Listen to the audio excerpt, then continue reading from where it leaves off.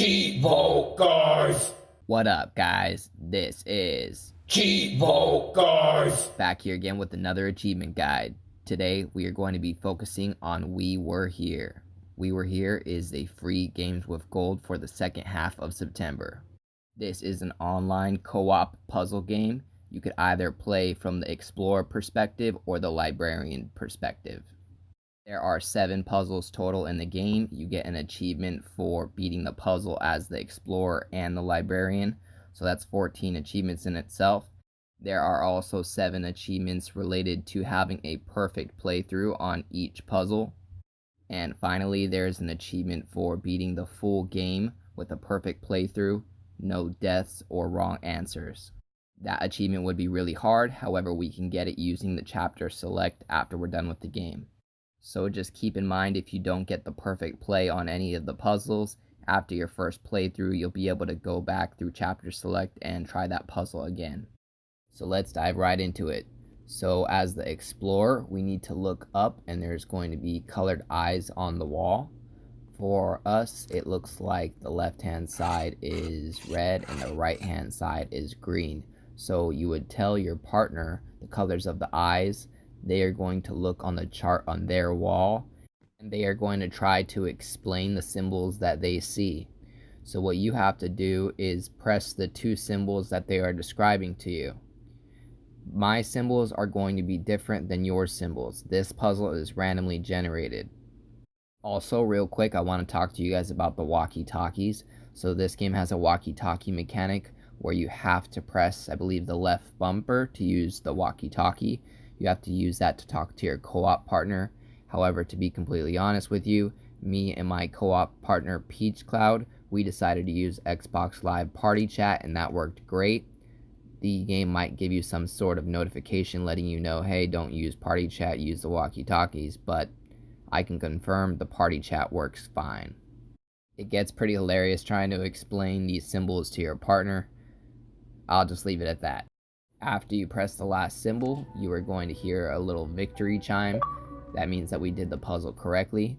We're going to walk into this room, and we need to walk up to the painting, and what we need to do is we need to describe it to our partner. They're sitting in a room with a bunch of paintings, and we need to make sure that they're looking at the right one. So we want to make sure that we describe the legs, the tail, whether it's swinging upward or downward. We need to describe the snail on its back, the type of head it has, how many hairs are on top of the head, things like that.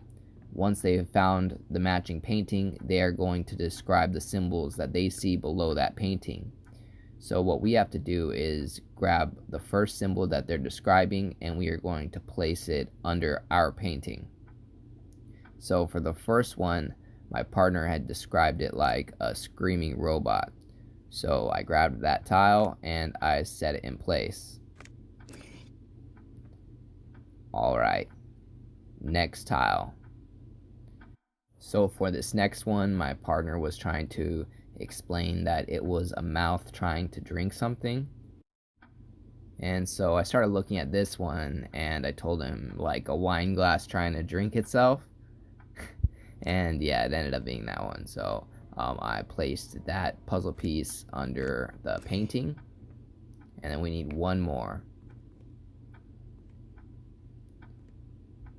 So for the third puzzle piece, he explained this one as I'm gonna keep it PG.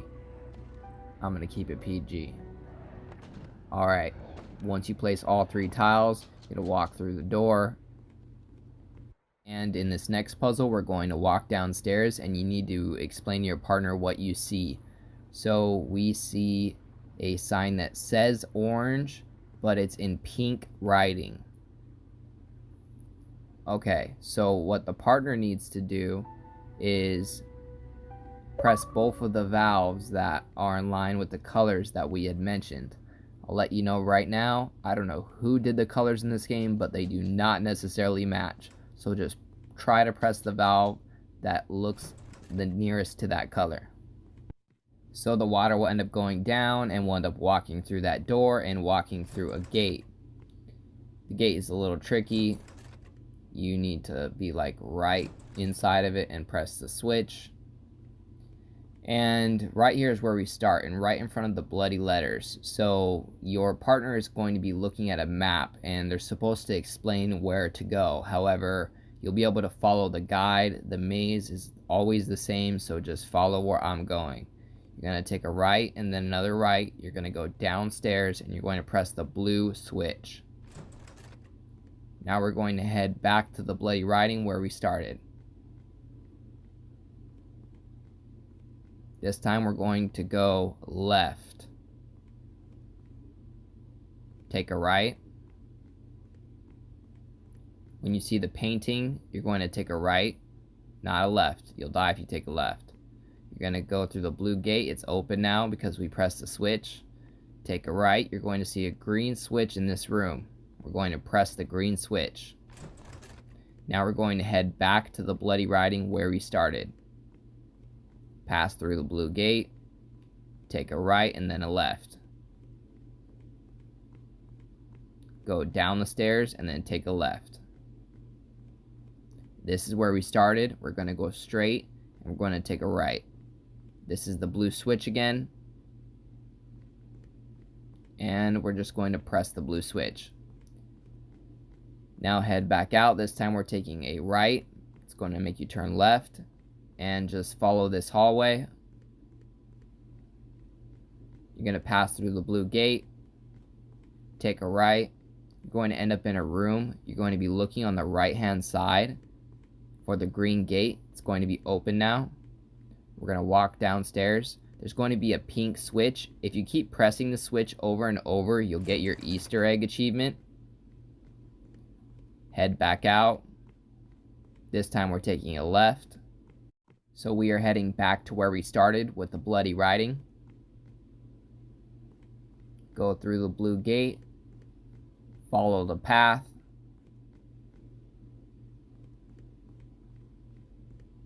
Take a left.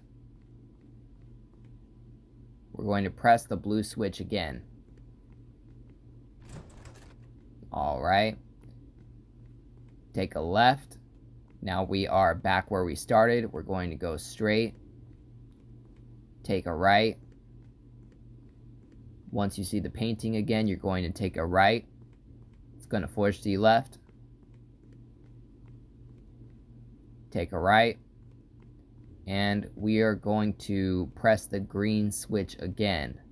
If you don't press it, you won't be able to leave this room. So, press the green switch. Going to open that gate and we're going to turn left, and this gate is open because we pressed the pink switch. And now we finished the puzzle.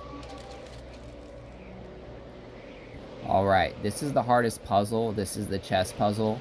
To get this one started, we need to start the generator. It's going to be on our right hand side if we're looking at the chessboard. We need to get the generator started so that way our partner can get the projector started. They're going to use a projector to project the chessboard. The chessboard projector is going to reveal the puzzle and what chess moves we need to make. So to start the generator, you need to hit the green spot 3 times in a row.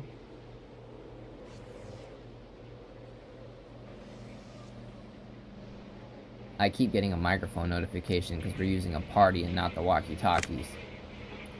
Alright, you also gotta press that switch to get the generator started. Once it's started, your partner should be able to start telling you which ones you need to move, or you can just look at my screen and I'll tell you which ones to move.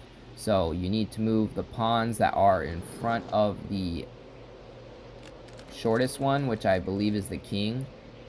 The queen is the tallest one, so move both pawns that are in front of the kings twice. They're going to be facing each other. Then you're going to get the bishop next to the king, the white bishop, move it diagonal up 3 spaces. Then you're going to get the pawn that's in front of the knight and move that up 1 space. That's the black one. Alright, and next... Sorry, the controls are a bit finicky. What we need to do is get the queen, and we need to move her diagonally out of here. We need to move her diagonally 2 spaces up. so that she's in front of that pawn right there. So if your partner, if the projector runs out on your partner, they need to start it up again. Also, you are facing time right now, so if you take too long, you're gonna freeze to death. So let's get started. Grab the queen, move her up 2 spaces diagonally. Then we're going to go to the black knight, which is the one second to last. And we are going to move it to the center of the board. Alright, one more move. We just need to grab the queen and move her up to take this pawn. After that move, the achievements should pop for this puzzle. Make sure that you leave this room or you could still freeze to death. There are achievements for completing each of these puzzles without any errors or dying. If for some reason you don't do it on your first try, there's a chapter select at the beginning of the game, and you could use that to go back and try to do the perfect playthroughs on some of the puzzles. For this puzzle, we need to explain the symbols that we see here on the book in front of us. Our partner is going to find a book there in the library that has the same symbols, and then they're going to read the riddle to you. Everybody's book will be different. It is randomized. Just make sure that the symbols match your partner's book. My riddle says, starting in the far west corner, one moves north thrice. Take 1 step south, but not before taking 2 steps east. So it was important that I read the line after, otherwise I would have died. And then, so I got to take that 1 step south. And then now it says, continue towards the most eastern wall, then head toward the end of it all. That's how you guys pass that puzzle, guys. Alright, you should get your achievement.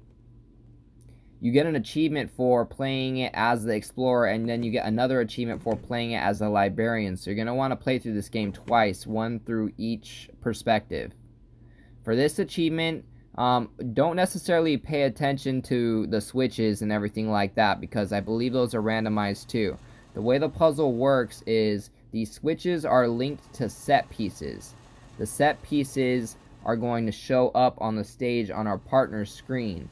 They're going to have to tell you, hey, this switch is bringing out this set piece, this switch is bringing out this set piece. When you finish the scene, you press the lever to enter that into the puzzle.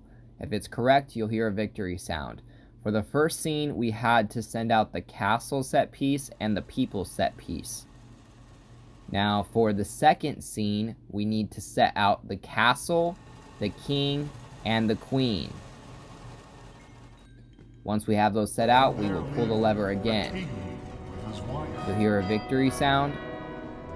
And then on the third scene, we need to put out the castle, the king, the queen, and the people. Pretty much all of the set pieces except for the murdering king. Once you believe you have it set up correctly, you can go ahead and press the switch. And for the fifth and final scene, all we need to do is take out the regular king and bring in the murdering king. This play is about a king that murdered all of his kingdom. Once you have that king out, you can go ahead and press the lever one more time.